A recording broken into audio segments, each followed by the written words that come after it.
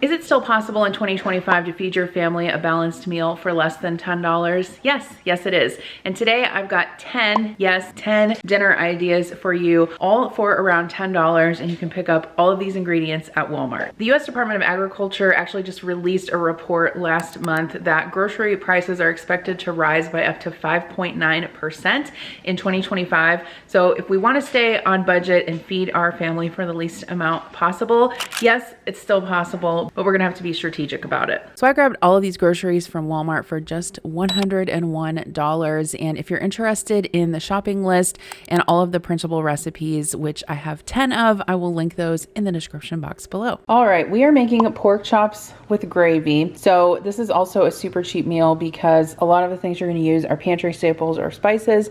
You don't need that many things from the grocery store. Just a package of pork chops, however many you want. Since I did grocery delivery, I did not get to pick them out, but I'm happy with this package. Only $6.07 for 4 good sized pork chops, I would say.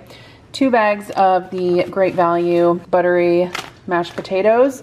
And then I'm gonna use a little bit of this chopped onion and pepper mixture, and then garlic powder, onion powder, some Italian herbs, chicken bouillon powder, and then salt and pepper.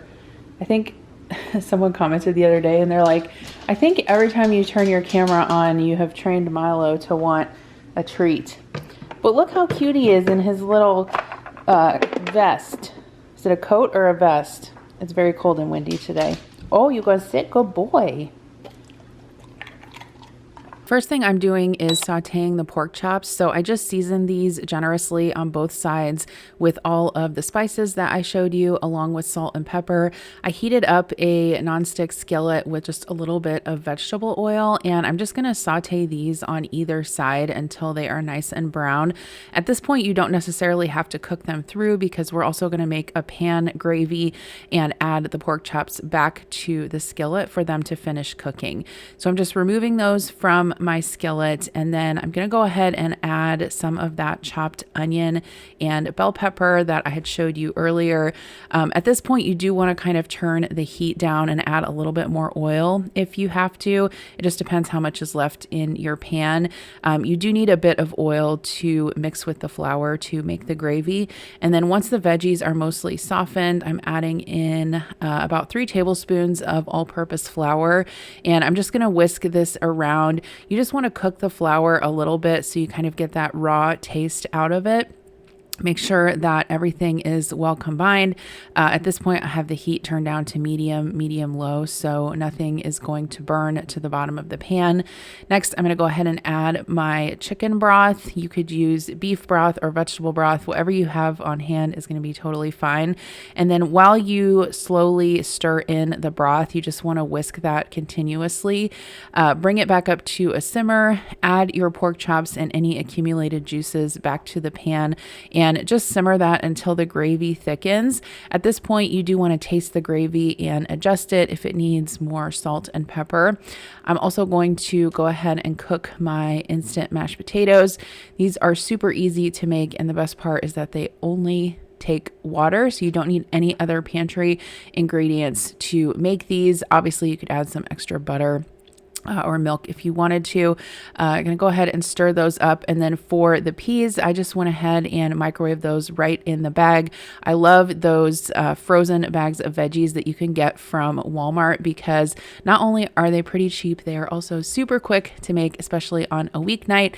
So here's our dinner for tonight. We had the mashed potatoes with that pork chop and gravy over the top with some peas with butter, salt, and pepper on the side. Super yum. Today's video sponsor is Fabric by Gerber Life. I've been working with them for a long time here on my channel, and if you're trying to be fiscally responsible, one of the most responsible things that you can do, especially if you have a family and you have kids, is to have life insurance. That's because if the unexpected happens, you need to be able to replace that income for your family so that your kids will still be taken care of. You guys know that I have a traditional work outside the home job, and yes, I am able to have life insurance through my employer.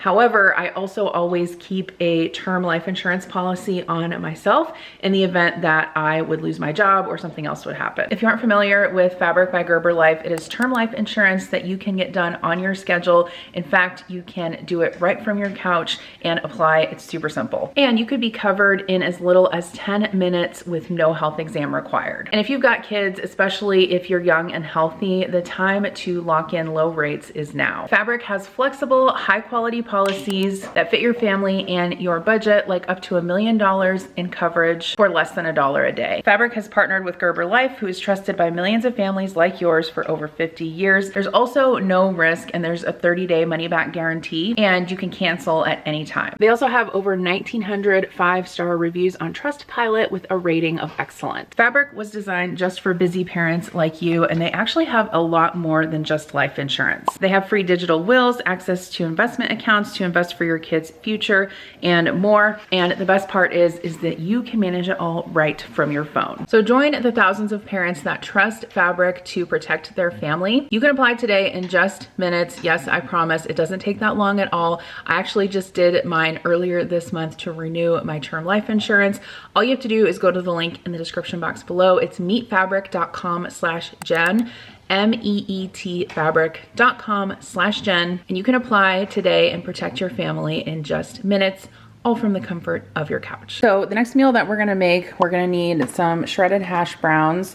I'm actually gonna split these 2 ham steaks. I'm gonna use one for this recipe and then another one for another recipe that I'm gonna show you later in the week. But I've got 8 eggs, which I know eggs are super pricey right now. I'm also splitting the dozen eggs that I got in this particular shopping trip in between 2 meals, and then some sharp cheddar cheese. And the only other thing that you'll need for this from your fridge and pantry are salt, pepper, whatever seasonings that you want, and some milk. And this is obviously going to be like a breakfast type casserole. However, I would eat this anytime, and it's going to make a huge pan, so you're probably going to have lots of leftovers as well, especially if you're only feeding 4 people. So whenever I make like a hash brown type casserole, I normally like to thaw my hash browns out a little bit in the microwave. I just think it helps it cook a little bit more evenly, and it helps it cook faster. You don't necessarily have to do this, or you could also take the hash browns out of the fridge or out of the freezer the day before, put them in the fridge, but I'm just gonna pop these in here for like 2 minutes. So I went ahead and diced my ham up. I diced it up pretty small so I could get a good amount of it throughout the casserole. If you wanted to use a different kind of meat for this, you totally could. You could use cooked bacon or sausage if you have, you know, something in your freezer that you want to use up. I've got my 8 eggs in here with some salt and pepper, and then I went ahead and shredded my cheese. Now, if you want to make this like really quick, you can obviously use pre-shredded cheese. When I'm doing these kind of like emergency budget meals, I tend to buy the block of cheese and then shred it myself, just because I feel like it tastes so much better. And then I'm going to add about a cup of milk to my eggs. We'll whisk this up. So I've got my 9x13 dish here. I just sprayed it with some nonstick spray, and I put my thawed out hash browns in there, season them with salt and pepper. I'm gonna add over my ham. I forgot to mention also, if you wanna put veggies in this, obviously this recipe is super flexible. You could do like bell pepper, onion, broccoli, really anything that you wanted that's not too high water content, because you don't want to make it soupy. I added just about 1.5 cups of the cheese. I reserved some for the top, and then I'm going to try to evenly pour the egg mixture over here. I did add a little bit of garlic powder and some dried herbs to the eggs. That is optional, but I want it to be well seasoned, because you have to remember the hash browns are just plain potatoes. So I covered it with foil. This is gonna go in a 375 oven for about an hour. I'm gonna wait until almost the end and then take the foil off and put the rest of the cheese on top so it doesn't burn. So this is what that casserole looks like when it comes out of the oven. I highly recommend you guys try this recipe. It turned out so good. And we had a ton of leftovers, and the leftovers make great meal preps for breakfast, or even if you wanted to use them for lunches as well. I had some green onions in my refrigerator, so I topped the casserole with that. But this is definitely a delicious meal, family friendly, and like I said, you can customize it with whatever you have on hand. Okay, so we only need 4 ingredients for this meal. I've got some crescent rolls, big can of green beans, this new Stouffer's Supreme shells and cheese. I think this is a newer item at Walmart. I haven't tried it yet, so hopefully it's good. And then I've got a 2-pack of this classic ham steaks, the Great Value brand. And all in total, this meal is $9.58. So for the green beans, what I like to do is I just drain out a little bit of the liquid in the can. Then I just put it into a saucepan with some butter, salt, and pepper. And then I'll just simmer these over like medium heat for about 10 minutes. Obviously, you just need to heat them through, but you can cook them for as long as you like.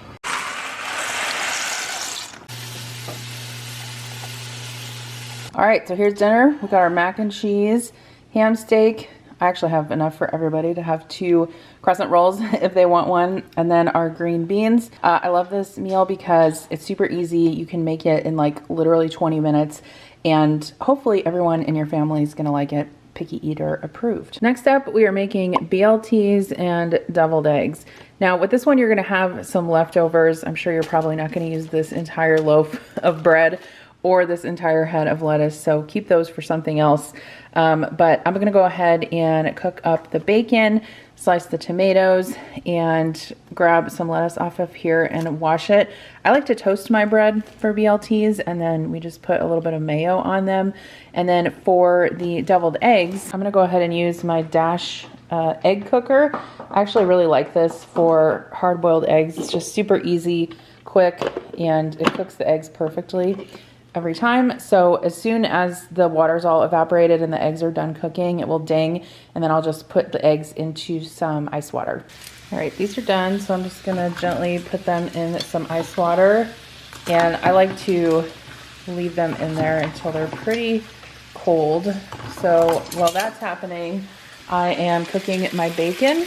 I like to cook my bacon in the oven a lot. However, when I want to get it done quick, which I do today, I just go ahead and cook it in the skillet because it cooks up quicker. I like to cook my bacon until it's rather crispy, but obviously you can cook it to your desired doneness. And then I also sliced my tomatoes, and I just like to season them with a bit of salt and pepper ahead of time prior to making the sandwiches, because I think it just gives it so much more flavor. And then once my eggs were totally cool in that ice bath, I just cracked them on the counter and peel off the shells. That Dash egg cooker really makes a difference. And yes, I know I can make eggs in my Instant Pot, and I've done it a lot before, but for some reason I just think the Dash egg cooker works so much easier. So once those are peeled, I'm just cutting these in half and scooping the yolks out into a bowl. And then I don't really use a recipe for deviled eggs because I'm always making a different quantity. But I just put some mayo in there, a tiny little squirt of yellow mustard. Don't use too much. You can always add more. And then I like to add sweet relish to mine. You could add dill relish if you wanted to. Season it with salt and pepper, and then just try to carefully scoop the yolk mixture back into the whites. A couple of these egg whites were a little bit mangled, but that's fine. It all tastes fine together. I just sprinkled the top with a little bit of paprika just to make them look a little bit prettier. And then I'll stick these in the fridge while I assemble the sandwiches. So I like to toast my bread for BLTs. So just doing that. And then I just spread the bread with a little bit of mayo, put the bacon on, layer the tomatoes on top. And then like I mentioned before, you're going to have a ton of this lettuce left over. So definitely save it for another meal. Added some of that along with the bread, and BLTs are something that I really make quite often. It's definitely something that everyone in my family loves, and the bonus is that it's a super quick weeknight meal that you can make in minutes. So next up, we're gonna make some goulash. So for this, I've got a pound of the ground beef that I bought, some macaroni noodles. I love these from Walmart because they're only 50 cents a bag. We're gonna use half of these. And then I've got a can of tomato sauce, a can of petite diced tomatoes, 1 pepper, and 1 onion. I'm gonna use half of each for this recipe, and then we'll use the other halves in a different recipe. And then from my pantry, I also need some beef broth. So I always keep this Knorr bouillon on hand, both the chicken and the beef. So that's what we're gonna use for the 1.5 cups of beef broth that we need. In my pot here, I've just got my pound of ground beef, and I added some seasonings along with the onion and the bell pepper. So I've got some salt in there, some pepper, and a little bit of garlic powder just to give it some seasoning. So I'm just gonna saute this. I'm gonna probably turn up the heat a little bit until the beef is cooked and then the veggies are tender. And then I'll also, if there's any fat in there, I'll drain it, which there probably will be a little bit because this is 80-20 beef. All right, so I drained the beef. I'm gonna add my beef broth.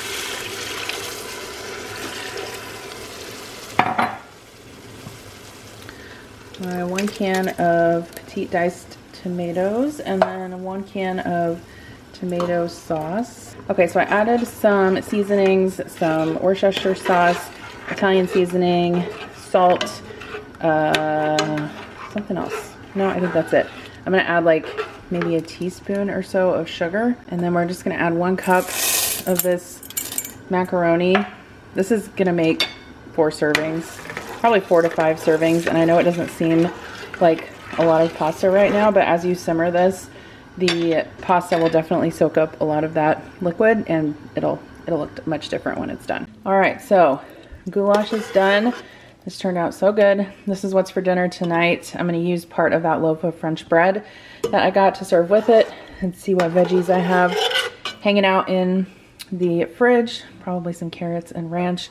I only had to cook this for like 15 minutes and then obviously season it to taste, but very delicious. So the next meal that we're gonna make is a meatball stew. So I've got 1 pound of my ground beef, can of peas, can of potatoes, tomato soup, and some condensed beef broth. The total for this meal is just $10.02, and I'm also going to include some of that French bread on the side. So we're gonna go ahead and make the meatballs for this stew. I've got 1 egg in a bowl here. I'm just gonna go ahead and mix that up with a fork.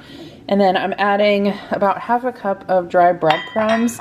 I always keep these in my pantry, but if you don't have these on hand, you can use saltine cracker crumbs. You could also use oatmeal, or if you have a loaf of bread, you could crumble that up in your food processor or tear it up and soak it in a little bit of milk. Anything that really you could use to bind the meat mixture with. Okay, and then I added some salt, some pepper, and some onion powder. You could use like fresh minced onions if you wanted to. I don't really prefer the texture in my meatballs. Let me mix this up without holding the camera because that's hard. All right, so I mixed up my meat mixture and I rolled these into little balls.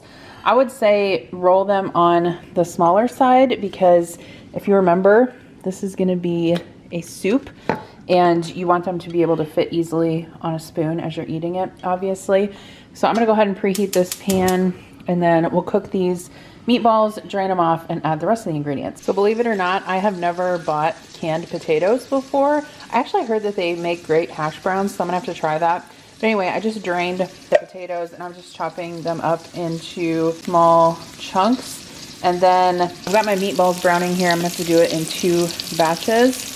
And then I went ahead and opened my cans. So I've got my beef broth, tomato soup, and then we're gonna add the peas in undrained. After the meatballs are all done cooking, I just wiped out the skillet, or I'm sorry, my pot, returned the meatballs back to there, and I'm adding my beef bouillon concentrate and the tomato soup, added my peas and cut up potatoes. You could really add any veggies to this. In fact, if I make it again, I'll probably use frozen mixed veggies just because I think it would give it a little bit more color.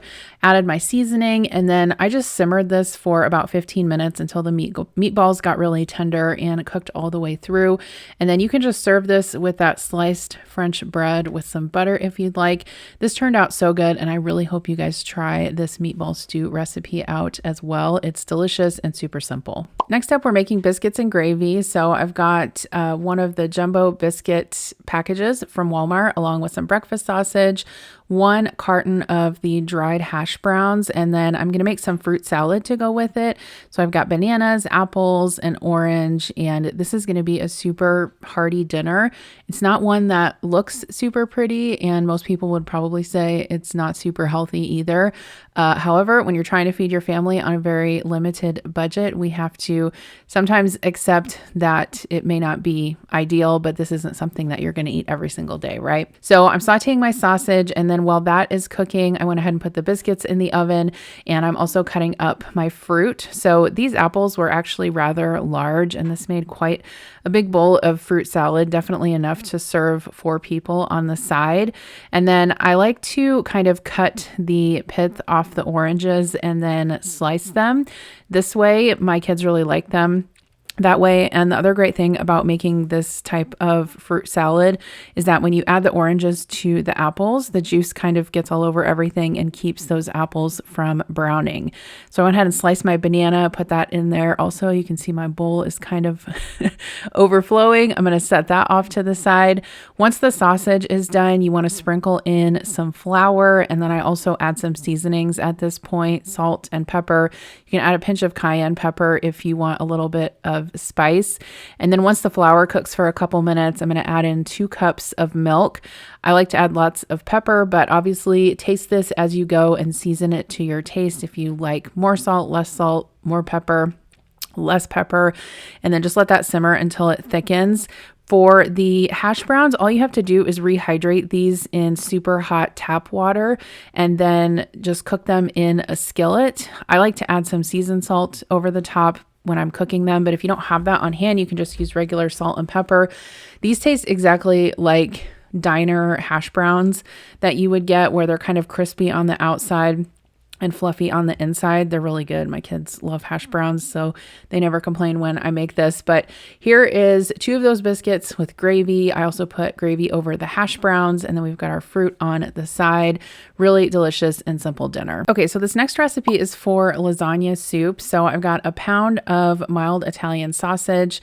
I've got some of this La Moderna pasta, which is a great deal at Walmart, some canned tomatoes, diced onion, and green pepper, as well as some ricotta cheese, and then some Italian style shredded cheese, and that is for topping the soup.